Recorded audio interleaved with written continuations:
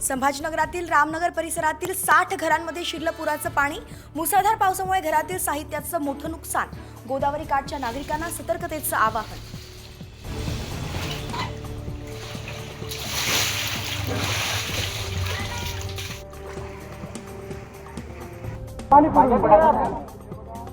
पुराच्या पाण्यातून 4 महिन्यांच्या बाळाची सुखरूप सुटका। हिंगोलीच्या कळमनुरीत बोटीच्या सहाय्याने रेस्क्यू ऑपरेशन सुरू।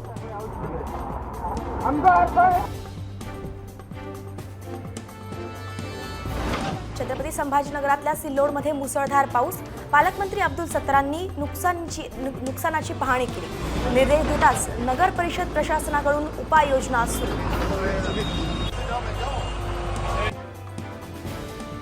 देवेंद्र फडणवीस आमदारांना काम करू देत नाहीत, त्यांच्यामुळेच आरक्षणाचा प्रश्न खितपत पडला। मराठा आंदोलक मनोज जरांगेंचा पुन्हा फडणवीसांवरती निशाणा।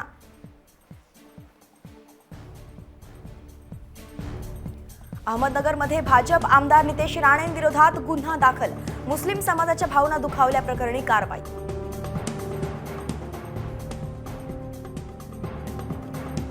फडणवीस हे पेशवाईचे उत्तराधिकारी। शिवरायांच्या सुरत लुटीच्या दाव्यावरून संजय राऊतांची फडणवीसांवर टीका।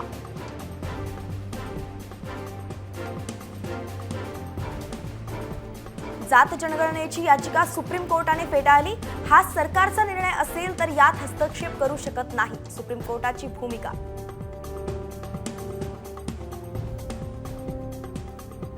गणेशोत्सवानिमित्त कोकणात सोडण्यात येणाऱ्या सर्व बसेस फुल। एकूण 4953 बस आरक्षित।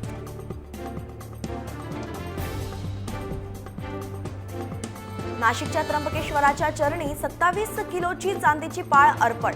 शेवटचा श्रावणी सोमवार असल्यानं विधिवत पूजा करत पाळ शिवलिंगाभोवती लावली।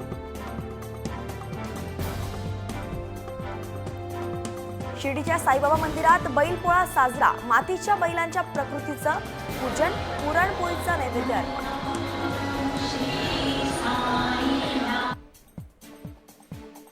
पश्चिम बंगालमध्ये बलात्कारातील दोषींना 10 दिवसांत फाशी मिळणार। ममता बॅनर्जी सरकार बलात्काऱ्यांसाठी कठोर कायदा आणण्याच्या तयारीत।